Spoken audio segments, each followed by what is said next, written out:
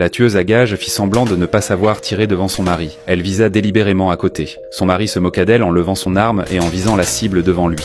Il tira 3 fois d'affilée, atteignant sa cible avec précision. À cet instant, l'homme ne remarqua pas que le visage de sa femme s'était soudainement assombri. En voyant le triomphe de son mari, la tueuse à gages ne voulut pas paraître faible non plus. 7 coups d'affilée. Les balles atteignirent la cible. Son mari resta stupéfait sur le coup. Julie pensait au départ que tant qu'elle gardait secrète son identité de tueuse à gages, elle pourrait mener une petite vie paisible. Mais ce qu'elle ignorait, c'était que son mari, Pete, était lui aussi un tueur à gages d'élite. Non seulement ils appartenaient à des organisations rivales, mais leurs patrons respectifs étaient également des ennemis jurés. Pourtant Pete et Julie ignoraient tout de l'identité de l'autre. Chaque jour, ils se faisaient en passer pour un couple ordinaire, jusqu'à ce jour où leurs employeurs respectifs découvrirent leur relation. Ils décidèrent alors d'envoyer leur meilleur tueur à gages, Pete et Julie, pour exécuter la même cible au même moment, avec une préférence pour qu'ils s'éliminent mutuellement. Julie s'était embusquée à l'avance. Lorsqu'elle vit à travers ses jumelles la voiture du FBI se rapprocher, elle activa immédiatement les mines infrarouges qu'elle avait placées à l'aide de son ordinateur. Mais alors que Julie sirotait son verre en attendant la fin de la mission, Pete fonça avec son SUV en plein dans le champ de mines. Julie reçut une alerte informatique signalant une intrusion. Elle leva ses jumelles pour analyser la situation. Elle observe le véhicule de sa cible s'approcher de plus en plus. Mais à ce moment précis,